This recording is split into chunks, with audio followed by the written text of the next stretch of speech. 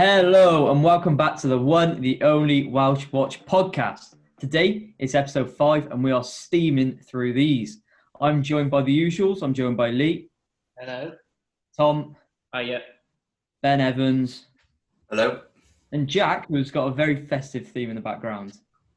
I know it's a little bit early, but oh well. It's never too early for Christmas. I'm loving it. Should we just get straight onto it? It's a busy one today. Let's go. Yep. So recently in the Welsh international scheme, it's been a busy couple of weeks. We had a friendly against the USA that was a 0-0. We beat Ireland 1-0 in the Nations League and then secured our qualification for the World Cup playoff place against Finland, where we won 3-1 at the Cardiff City Stadium. That means we're only 2 games away from a World Cup. Just imagine, boys, a Euros and a World Cup in the space of a few years. Anyway, we'll just get straight onto the USA game. Obviously, it was a 0-0 at the Liberty Stadium. It was very lackluster and boring.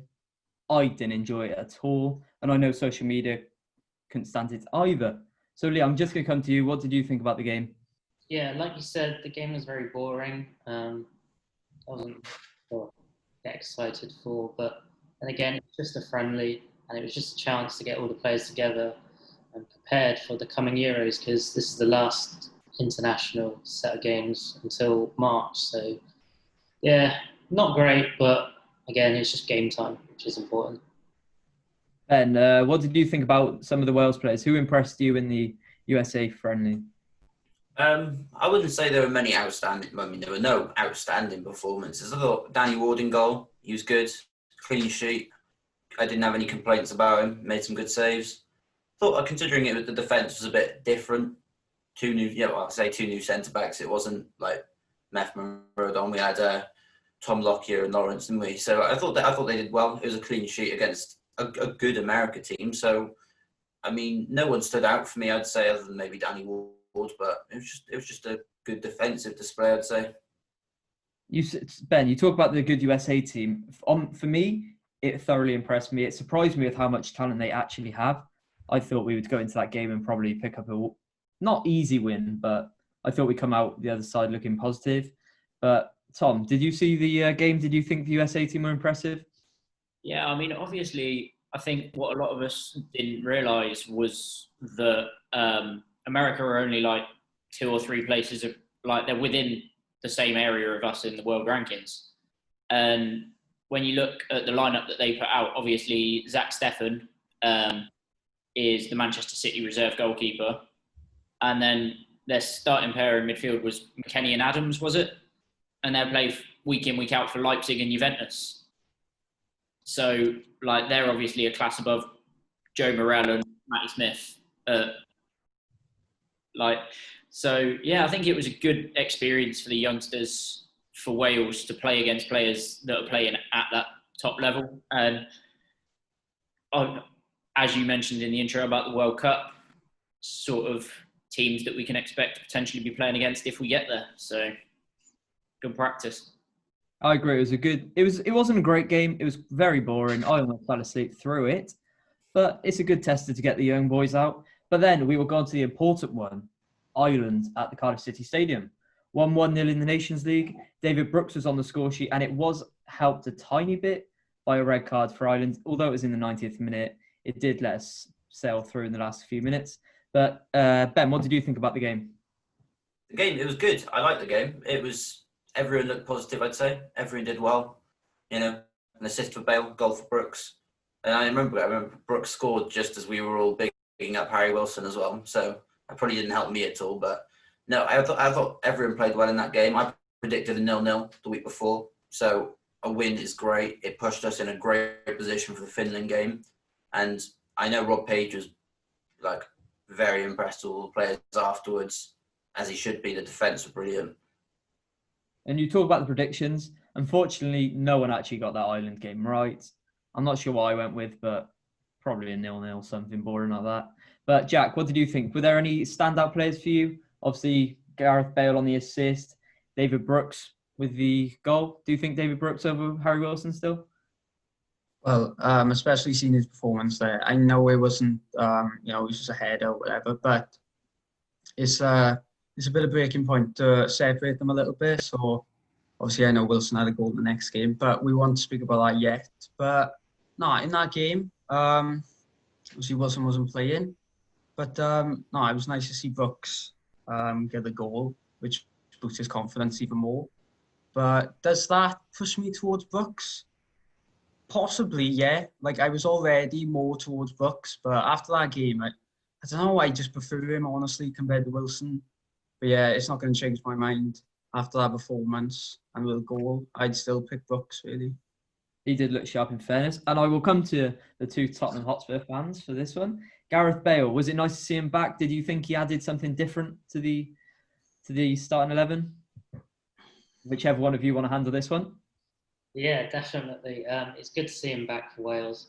You could see how much he's enjoying football again, especially back at Spurs. He's playing week in, week out now, and for Wales, obviously, he loves them so much. So I think it's a really good sign, especially with the upcoming Euros. And yeah, you just know he's going to get a goal or get an assist. He is that special player that Wales definitely need going into a major tournament. Tom, so obviously 1-0, quite a slow performance though. Did you think Ireland had the better of the chances? Do you think anything could have been tightened up at the back?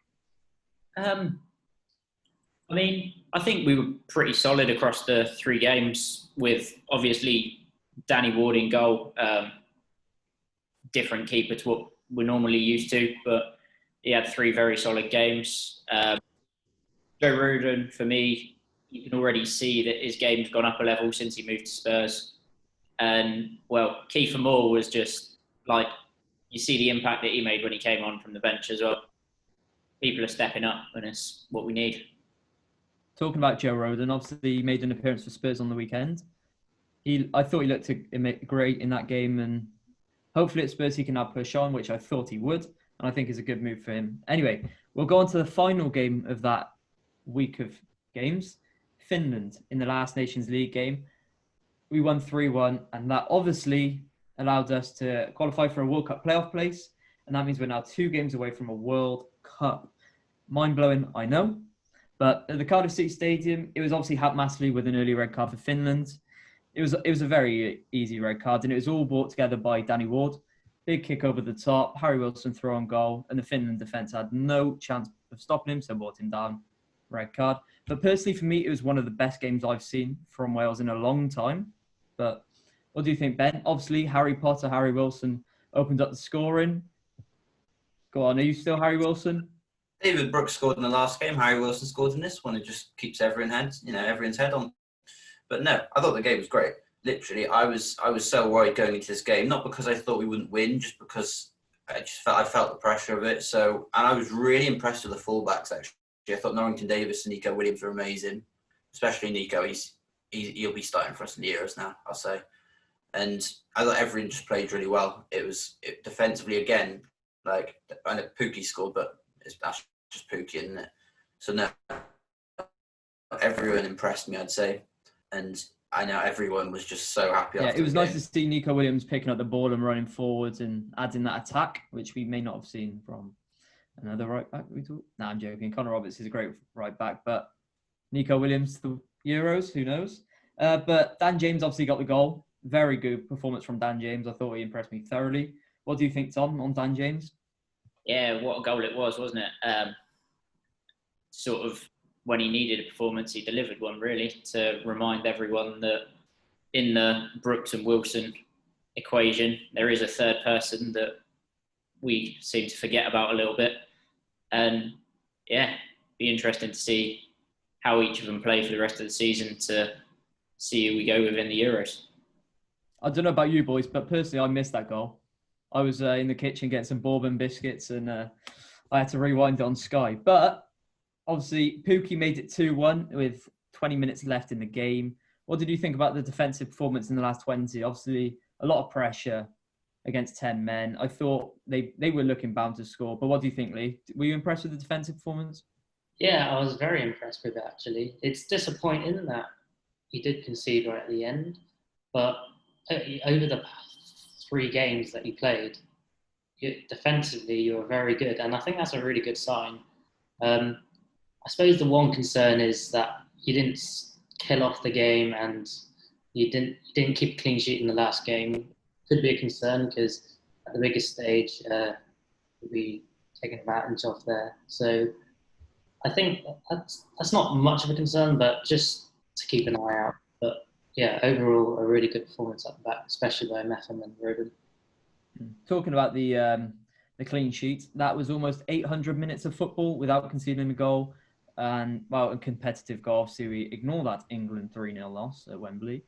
Let's take that away. But that's obviously 8 clean sheets out of 9 games. And that defence is looking absolutely phenomenal as we go into the Euros coming up. But, Jack, obviously, the beautiful man himself with that beautiful haircut of his at the Cardiff City Stadium, he went back home and he secured the win with a few minutes left. What do you think about Keith Moore's performance? He just killed the game off with his beautiful hair. And I know you've got beautiful hair, so you'll want to speak on this. Oh, thank you, Ben. Definitely. It's nice to see Moore get another goal as well. Like Ben was saying, the Ireland game when he come off the bench, he brings some into the team. Especially seeing him up top, I think he is definitely one to look out for the teams, to watch out for him. But, definitely. I think the game on a whole was brilliant. Dan James's goal is so nice. It was such a good goal. But, come back to Moore. Brilliant to see him get a goal at the end. I was getting to allow Pookie in for a goal. But, with Moore scoring the third, I think that, for us as well supporters, it, cemented it a bit. And, it was really nice to see that we got a third. So we, ended on a positive. Definitely. He's brilliant, man. I'm telling you. That Finland game, it was like watching 1980s Brazil, wasn't it? It was, what a game. I just want to go back and watch it, which I might after this. But this brings us on to the future focus part of the podcast. We will talk about the manager of the time who took over for the 3 games, Rob Page. Personally, I thought he did phenomenally. To come in out of the blue, because obviously the Ryan Giggs accusations arose from nowhere. And I thought to concede only 1 goal, get 2 wins out of 3 and a clean sheet against a solid USA, I thought it was phenomenal. And I'm just going to come straight out with it. We don't know much about Ryan Giggs yet, but if Ryan Giggs was okay to come back into the side, what would you do, Lee? Would you keep with Rob Page or would you go straight back to Ryan Giggs? It's a tough one. Especially going into a major tournament, you don't want that negativity around the management. So you could argue that Rob Page should be the manager going in, but I don't think he should, mainly because of his record in previous jobs. He's only got 52 wins in 145 games he's managed, and that works out a percentage of 35%. And I don't think that's good enough, especially going into a major tournament.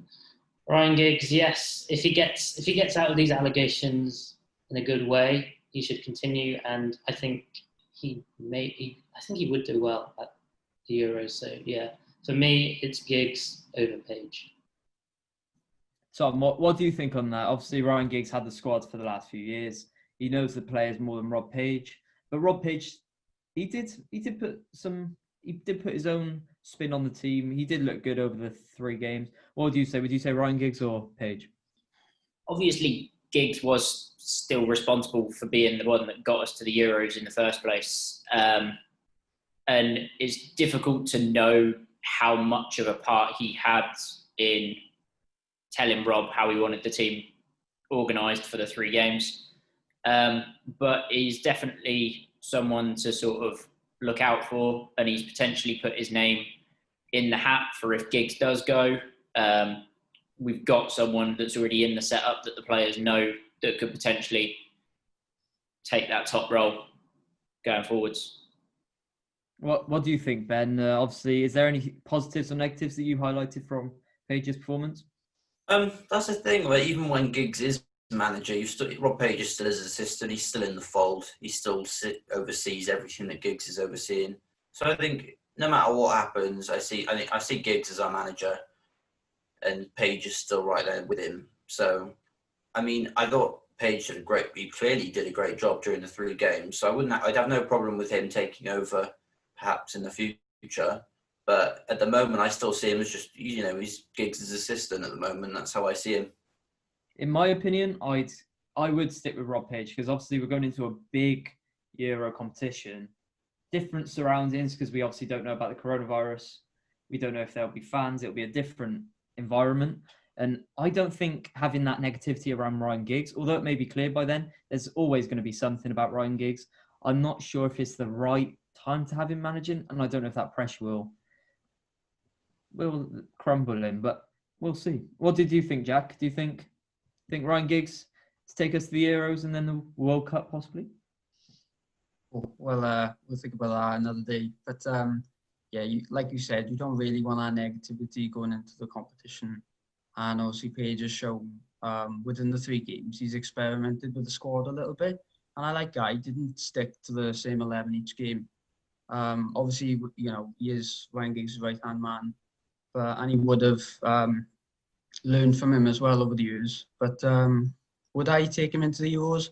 Possibly yes, because mainly just you don't want negativity in the squad and you don't want people to look at our team and that'll be the first thing they see is instead of Ryan Giggs. So even if I don't know if he's accused or not, you don't want that negativity. So I wouldn't want Giggs back as a manager personally. Fair enough. Obviously, massive shout out to Rob Page. I thought he did phenomenally. Also, we're just going to speak about the goalkeeper spot, Danny Ward. He played all 3 games, if I'm not mistaken. I think he did. 2 clean sheets. Obviously, conceded against Pookie. But Ben, would you keep Danny Ward as the main goalkeeper going forward? Oh, I don't know. I really don't know. I thought him and Hennessy aren't getting a lot of first team minutes with their clubs at the moment. But for me, Wayne Hennessy stays. He's our keeper. Do you know what I mean? He's got so many caps for us now. I just think of him as like Mr. Reliable. He's always been in the fold. He was at the last Euros with us. He's seen it all. I just don't think that for me that Danny Ward's gets over him just yet. Yeah, don't get me wrong. 3 great games from him, really great games. And if something were to happen to Hennessy, I'd have no problem with him staying between the posts. But Wayne Hennessy. What do you think, Lee? Would you go with the performance over the last 3 games or the experience of Wayne Hennessy? Well, if I was going to base my decision on the past 3 games, I would go with Ward. But like Ben said, I think Hennessy is your number 1. He's got the experience. He's got everything you need. I think a familiar voice at the back is what's needed for 2 relatively young centre-backs. So for me, it'd have to be Hennessy, but Ward, he's definitely earned his place if Hennessy is injured or lacks some form. So yeah. Tom, would you agree with Lee and Ben? Yeah, at the moment it's still Wayne's jersey for me, but with January just around the corner, there is a big chance for one of them to get a move, to get more game time, and then potentially, if that happens, say it's Danny Ward, if he gets a loan somewhere in January, then he's got a big chance to impress and stake his claim and possibly hit Wayne to the jersey for the Euro summer.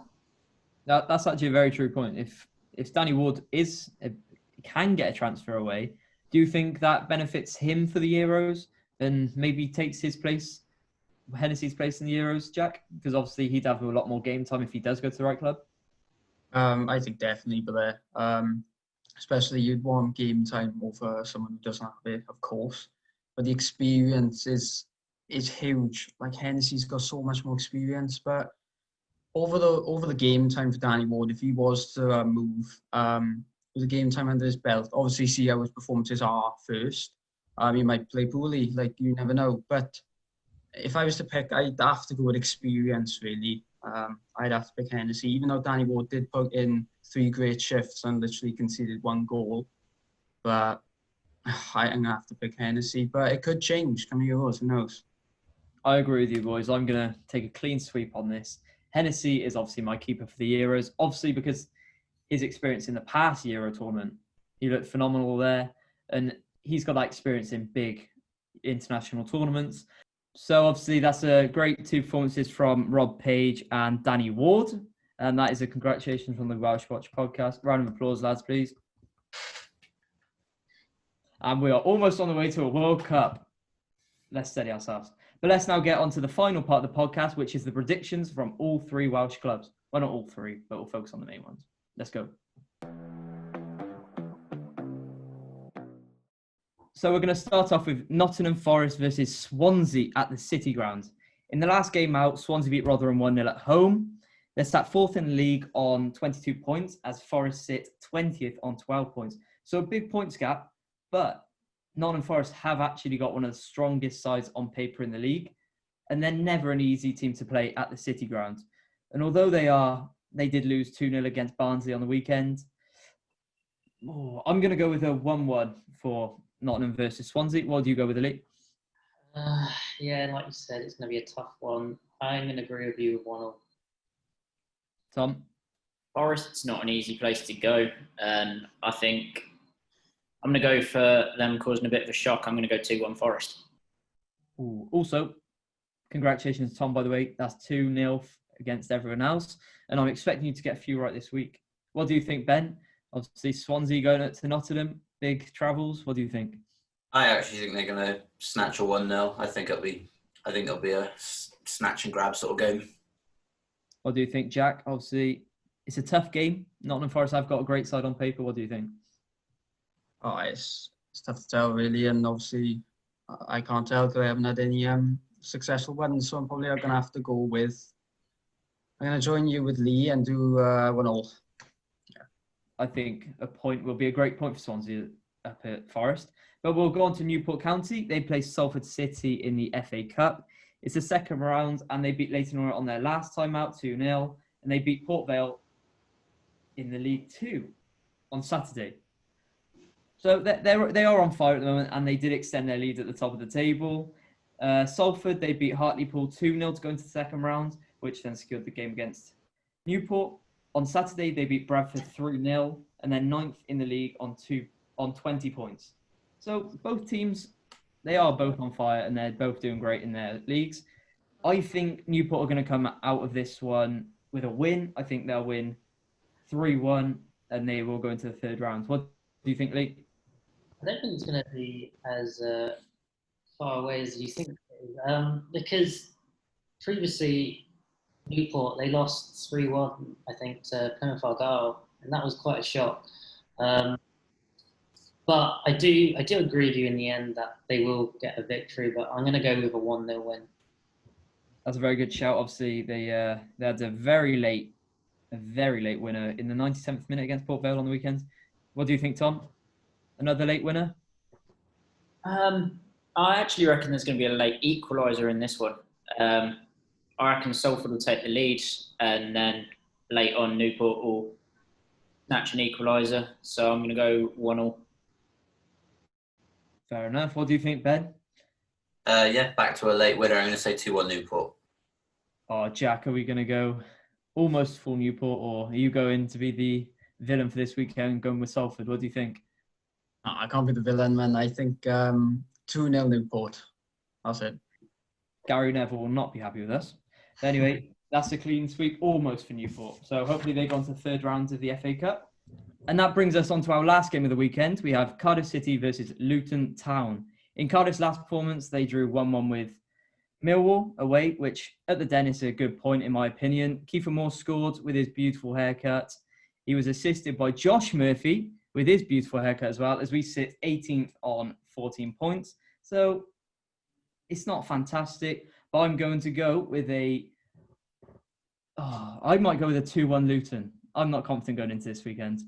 What do you think, Lee? I'm going to go 0-0. 0-0. Wouldn't surprise me in the slightest. We are the draw merchants of the Championship. What do you think, Tom? As you said there, draw merchants. I reckon it's going to be a 1-1 draw. See, I never like playing against Luton Town. They always have something. Although we did beat them last year, I don't like playing against them because they just seem like a bogey team to us. What do you think, Ben? 3-0 Cardiff. Oh, it's like that Bristol City all over again. I'm getting flashbacks. What do you think, Jack? A bit different to Ben. I'd have to go with 1-1 since Tom. 1-1. So you think Luton are going to match their last result, where they drew 1-1 with Blackburn, and obviously they sit 8th in the league on 19 points. So that should be a very good game, as there are 3 great games coming up in the divisions this week for the Welsh clubs. Anyway, that is all we've got time for in episode 5 of the one, the only Welsh Watch podcast. I'm Ben Thomas. Thank you for watching. I'm the host. Lee. Thanks for joining us, everyone. Tom. Just for watching, guys. Ben with that beautiful bucket hat again. Flashbacks to a fan zone for anyone out there. Goodbye. Are you going to try and up the fashion next week? We'll see. Oh, that's a challenge. Come back for that one. And Jack, thank you very much for having your beautiful Christmas tree in the background. Yeah, We'll thank try you, everyone. this week. Anyway, that is all from us this weekend. If you want to check any of our other videos, our podcasts, go down to below. If you want to see any of our socials, I'm sure it'll be in the description. And if you have any opinions, let us know on our Twitter, where we're always active. But thanks for watching. We'll be back next week. Goodbye.